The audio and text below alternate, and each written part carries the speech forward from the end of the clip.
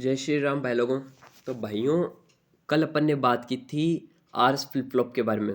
आपने देखा होगा आरएस फ्लिप फ्लॉप कि आरएस फ्लिप फ्लॉप किस तरीके से वर्क करता है। ठीक है, तो अगर आपने वो वीडियो नहीं भी देखा है तो एक बार प्लीज़ प्लीज़ वो जाके एक बार वीडियो देख लीजिए, क्योंकि अभी सामने अपने बीआरसी की स्किल टेस्ट की डेट भी आने वाली है। I hope to say that I think कि हो सकता है इन 2-3 दिनों में अपने स्किल टेस्ट की डेट आ सकती है। तो उसके लिए भी अपने को काफ़ी ज़्यादा प्रिपेयर होने की ज़रूरत है, क्योंकि स्किल टेस्ट यानी कि 60% नंबर, आप समझ रहे होगे कि 60% नंबर अपने को इस बार इसके अंदर स्किल टेस्ट में करने हैं। तो 60% अगर नंबर लेके आ गए ना दोस्तों, तो 2024 यानी कि बार्क, समझ रहे हो। तो 2024 में अपने को बार्क की ज्वाइनिंग देखनी है। तो स्टार्ट करते हैं उसके लिए मेहनत करना। तो शुरू करते हैं आर एस फ्लिप फ्लॉप के बाद, जो मैंने कहा था आपको कि डी फ्लिप फ्लॉप के बारे में। तो स्टार्ट करते हैं आज का flip flop, D flip flop. तो चलते हैं अपने ऐप पर और स्टार्ट करते हैं डी फ्लिप फ्लॉप। तो मैं ऑन कर लेता हूँ PROTO को। तो हो जा भाई ऑन, ये देखो। तो स्टार्ट करते हैं अपना BRC का आज का नया चैप्टर। ठीक है, तो चैप्टर का नाम क्या है आपने कहा? तो अपने चैप्टर का नाम है डी फ्लिप फ्लॉप। क्या है? D flip flop. तो देखो, डी फ्लिप फ्लॉप के लिए पहले मैं आपको बता दूं कि क्या क्या सामान अपने को चाहिए। आप हो सकता है आप अपने घर पे भी बना सकते हैं। इसके लिए आपको मैं बताऊं, एक 5 वोल्ट की पावर सप्लाई कर लेना यूज़। ठीक है, 5 वोल्ट की पावर सप्लाई ले लेना। और उसके अलावा दो जो है आप 1 किलो ओम्स की रेजिस्टेंस यूज़ कर लेना। ठीक है, और उसके अलावा आपको चाहिएगी 2 LED। उसके अलावा आपको 2 चाहिए, नहीं आप एक, हाँ 2 आप यूज़ कर लेना स्विच और SPST स्विच। और आप चाहो तो जो है जो DPDST जो DPDT जो स्विच आता है अपने डबल पोल डबल थ्रो। ठीक है, तो आप उस स्विच का भी यूज़ कर सकते हो। उसके अलावा मैं यहाँ पे जो कुछ ग्राउंड वगैरह है ये आपको वैसे नहीं चाहिए। फिजिकली आप अगर लेके आते हो सामान बनाना चाहते हो, तो घर पे बनाना चाहते हो, तो आपको ये सब नहीं चाहिए। लेकिन आपको ये स्विच, LED, रेजिस्टेंस और पावर सप्लाई, उसके अलावा आपको IC 7400 नैंड गेट IC जो आती है, ठीक है, ये चाहिएगी। ठीक है, तो और इसके अलावा आपको एक चाहिएगा जो अपने ये इन्वर्टर जो IC आती है, नॉट गेट IC। ठीक है, तो आप एक ये लेके आ जाना जो कि 7404 7404 जो IC आती है, एक आप ये लेके आना। ठीक है, तो इन ICs के थ्रू अपन अपना सर्किट तैयार कर लेंगे। तो स्टार्ट करते हैं जल्दी से। मैं अपना सर्किट पहले तैयार कर लेता हूँ, उसके बाद में देखते हैं अपने आगे की बात है। दोस्तों, सेम जो इसका सर्किट है ना डी फ्लिप फ्लॉप का, वो बिल्कुल आपको RS फ्लिप फ्लॉप की तरह ही बनाना है। ठीक है, उसमें थोड़ा सा चेंजेस होगा बस, बाकी कुछ नहीं चेंजेस है। तो वो मैं आपको बता दूंगा कि क्या चेंज करना है आपको और क्या नहीं चेंज करना है। तो देख लेते हैं फटाफट से। पहले मैं देखो, इसमें जो अपन ने वो क्रॉस सेक्शन जो अपने फीडबैक जो अपन ने इसमें इनपुट करनी है, वो तो जैसे RS फ्लिप फ्लॉप के अंदर की थी, सेम वैसे के वैसे अपने को इसमें भी इनपुट करनी है। ठीक है, यहाँ पे अपने को जो क्लॉक सिग्नल इनपुट देना ही है। उसके अलावा जो नॉट गेट जो IC जो अपन ने यूज़ की है, वो इसलिए की है दोस्तों, क्योंकि उस सर्किट के अंदर तो अपन ने क्या किया था, RS फ्लिप फ्लॉप के अंदर की दोनों जो ये वाला इनपुट, एक तो ये वाला इनपुट और एक ये वाला इनपुट जो है, वो अपन ने, एक सेकेंड, हाँ, एक तो अपन ने ये G2 का ये वाला पॉइंट जो था इसको, और एक इसको क्या किया था, दोनों को अलग अलग जो है अपन ने इनपुट दी थी, R इनपुट और S इनपुट करके। ठीक है, और जो इनका जो 2 पॉइंट और बचे हुए थे, इनको अपन ने कॉमन करके एक इनपुट दी थी क्लॉक सिग्नल के तौर पे। ठीक है, लेकिन इस बार अपने को क्या करना है, एक इनपुट जो होगी ना एक गेट पे, वो क्या होगी कि इन्वर्टेड करनी है। इन्वर्टेड मीन्स दिस दैट कि अपने को इस पर नॉट गेट IC को क्या करना है, इंक्लूड करना पड़ेगा। ठीक है, तो नॉट गेट IC को अपन जल्दी से इंक्लूड कर लेते हैं और फिर इन दोनों को कॉमन बना लेना है। ये इस तरीके से कॉमन बना लेना है। कॉमन बना लेना, फिर इस पर क्या करना है, स्विचेस को अप्लाई कर देना है। देखो मैं आपको करके बताता हूँ किस तरीके से स्विचेस को अप्लाई करना है।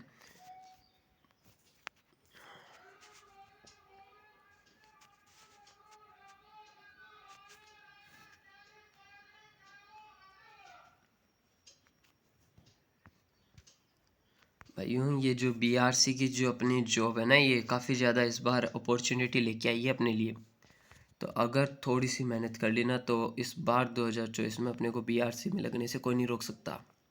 ठीक है, तो बीआरसी यानी कि फ्यूचर का खजाना।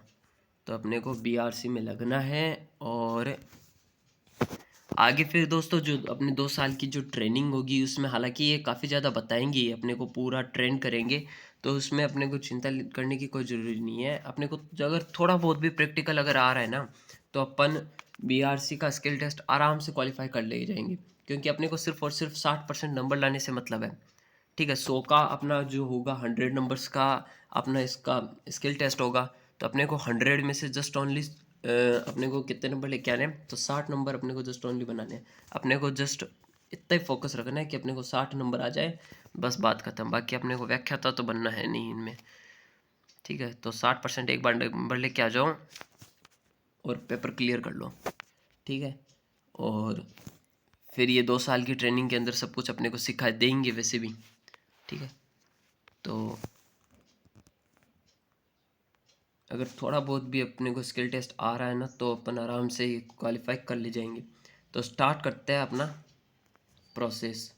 देखो, मैंने सप्लाईज के अंदर इंपुट कर दी है।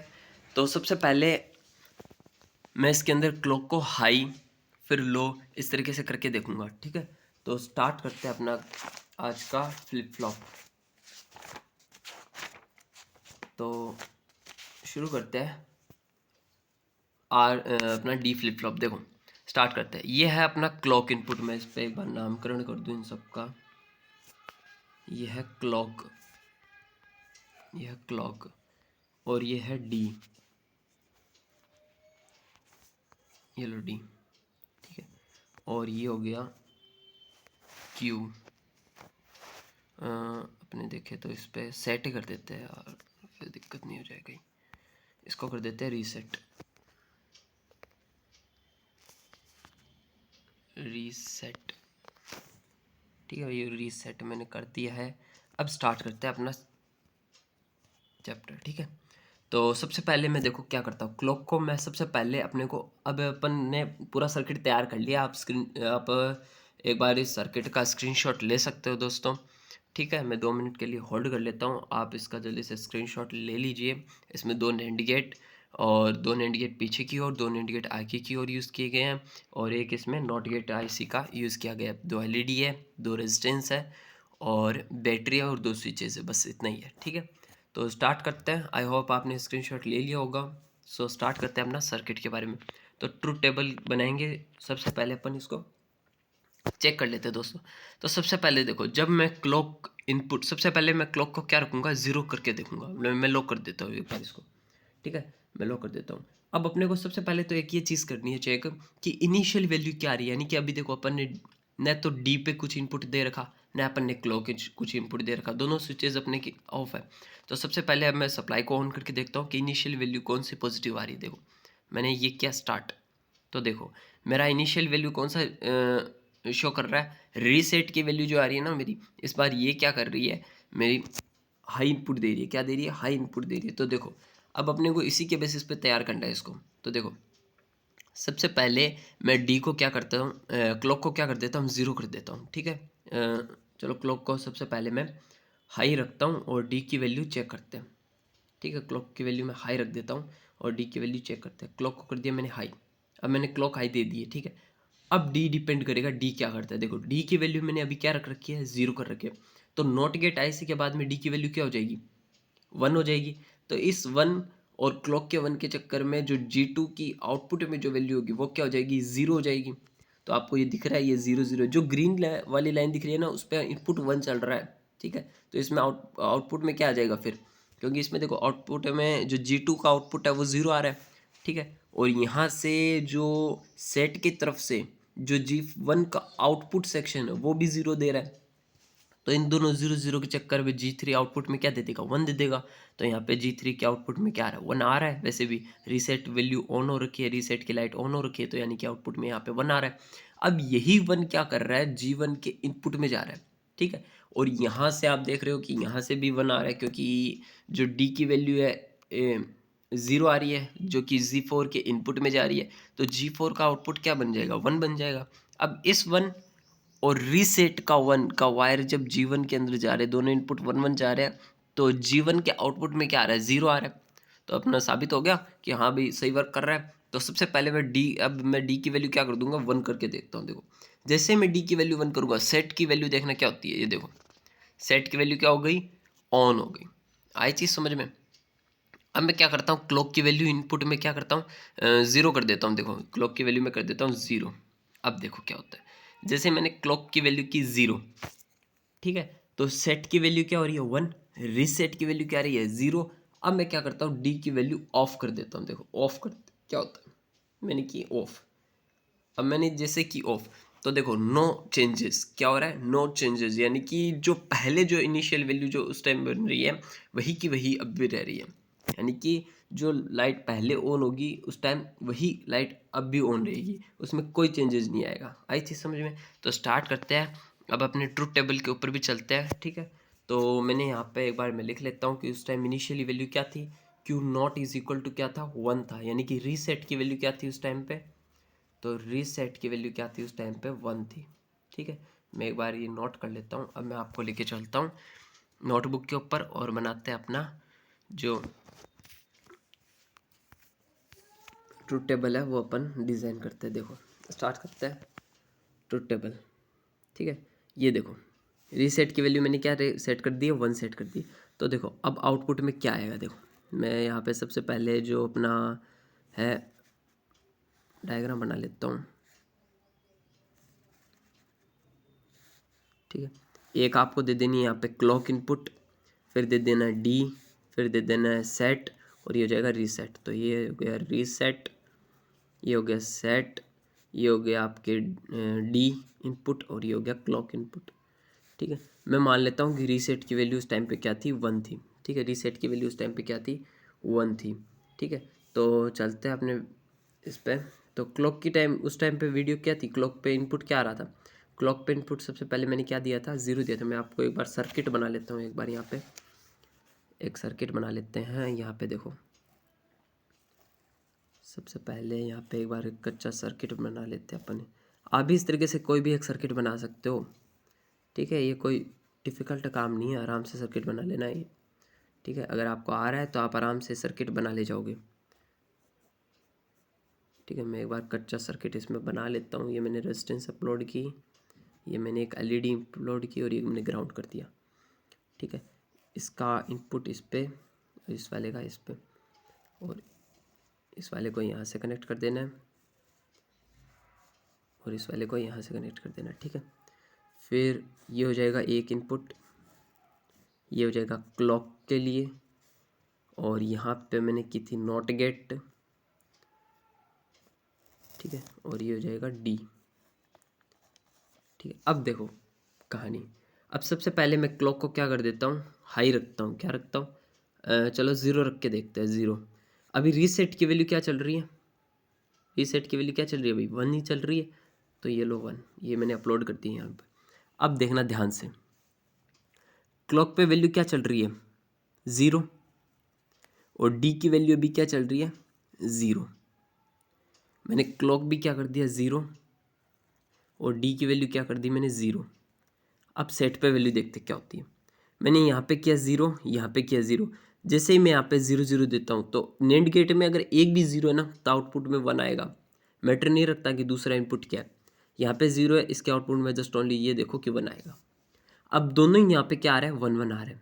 तो आपको पता है कि ये लेच सर्किट है, और लेच में जब दोनों ही इनपुट 1 आ रहे हैं तो डिपेंड करेगा रीसेट की वैल्यू क्या है। देखो रीसेट की वैल्यू यहाँ पे 1 थी, और यही वायर कनेक्ट होके यहाँ पे जा रहा है, तो यहाँ पे भी 1 होगा। अब इस 1 1 के चक्कर में आउटपुट में यहाँ पे वैल्यू क्या आ रही है, 0 आ रही है, और ये 0 इस पे जाएगा, तो 0 1 के चक्कर में आउटपुट में ये क्या दे देगा, 1 दे देगा। यानी कि जो वैल्यू सर्किट के ऑन होने पे थी वही की वही वैल्यू अब भी रहेगी, ठीक है, वही की वही वैल्यू अब भी रहेगी, ठीक है। तो मैंने क्या किया था सर्किट पे, 0 1 दिया था, 0 0 दिया था, तो सेट की वैल्यू उस टाइम पे क्या बन रही है अब, तो सेट की वैल्यू आ रही है 0, और रीसेट की वैल्यू क्या आ रही है, 1 आ रही है। मैंने क्लॉक को किया 0, अब मैं डी को करता हूँ 1, डी को कर देता हूँ मैं क्या, 1 कर देता हूँ, डी को मैं कर देता हूँ 1, ठीक है। इस 1 को इन्वर्टेड करने के बाद में यहाँ पे 0 आ रहा है। अब मेरे को अभी भी पता है कि इनपुट में क्लॉक तो इनपुट 0 चल रहा है, एक तो इनपुट 0 ही आ रहा है, तो एक भी इनपुट अगर 0 है तो NAND गेट आउटपुट में क्या देगा, 1 देगा। ये लो 1 1 और 1 1 है, तो सेम कंडीशन बननी है अभी भी, ठीक है। तो सेम कंडीशन अभी बनेगी, तो सेम कंडीशन अभी बना देते हैं। तो यहाँ पे क्या हो जाएगा, सेट की वैल्यू क्या हो जाएगी अब 0, और यहाँ पे वैल्यू क्या बन जाएगी, 1 ही बन जाएगी। क्या बन जाएगी, 1 ही बन जाएगी, ठीक है। तो नो चेंजेस रहेगी।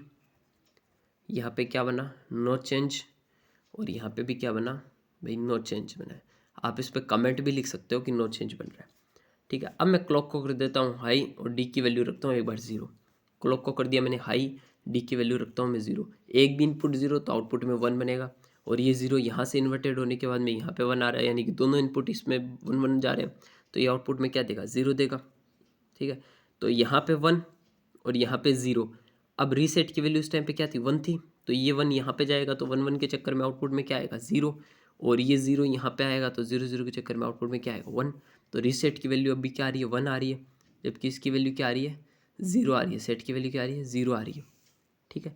अब मैं कर देता हूँ डी क्लॉक की वैल्यू 1 और डी की वैल्यू 1, दोनों इनपुट 1 1, ये लो 1 ये लो 1, ठीक है। तो यहाँ पे 0 आ रहा है, इन्वर्टेड होने के बाद में 0 आ रहा है, तो यहाँ पे आउटपुट 1 और यहाँ पे आउटपुट 0। अब एक भी इनपुट 0 चल रहा है तो डिपेंड नहीं करता अगला क्या है, तो यहाँ पे क्या आ जाएगा, डायरेक्ट 1, और यहाँ पे 1 है तो ये यहाँ पे कनेक्ट होगा, तो 1 1 के चक्कर में आउटपुट में क्या आ जाएगा, 0। तो इस बार सेट की वैल्यू क्या आ गई, 1 आ गई, और रीसेट की वैल्यू क्या आ गई, 0 आ गई। तो ये बन गया अपना ट्रुथ टेबल, ठीक है। तो यहाँ पे क्या कर रहा है, टॉगल कर रहा है, यहाँ पे क्या कर रहा है, आप यहाँ पे कमेंट भी लिख सकते हो, यहाँ पे एक कॉलम और बना लेना, उसमें लिख देना टॉगल, ठीक है। यानी कि चेंज ही तो कर रहा है, तो टॉगल कर रहा है, और उन दोनों में क्या कर रहा था, नो चेंज की कंडीशन बन रही थी। तो ये अपना बन गया है डी फ्लिप फ्लॉप। तो दोस्तों कैसा लगा आपको सर्किट, तो सर्किट तो आई होप कैसे लगा होगा क्योंकि डिज़ाइन तो काफ़ी ज़्यादा ख़तरनाक बना दी मैंने तो आपने सर्किट तो देख ही लिया कि किस तरीके से वर्क करता है डी फ्लिप फ्लॉप का, ठीक है। डी फ्लिप फ्लॉप किस तरीके से वर्क करेगा, तो ये मैंने डी फ्लिप फ्लॉप आपको दिखा दिया है कि डी फ्लिप फ्लॉप वर्किंग और उसकी ट्रुथ टेबल वगैरह। तो नेक्स्ट वीडियो में अपन बात करेंगे टी फ्लिप फ्लॉप के बारे में, उसके बाद में अपन जेके फ्लिप फ्लॉप, और ये सब कंप्लीट हो जाने के बाद में हम अपन एक बार जो मल्टी वाइब्रेटर है उसको देख लेंगे, क्योंकि मस्ट भी इम्पोर्टेंट है इसमें मल्टी वाइब्रेटर, और जो ये फ्लिप फ्लॉप वाला जो चैप्टर है ये मस्ट भी इम्पोर्टेंट है दोस्तों। तो मिलते हैं नेक्स्ट वीडियो के लिए, तब तक के लिए जय Shri Ram, take care, bye bye.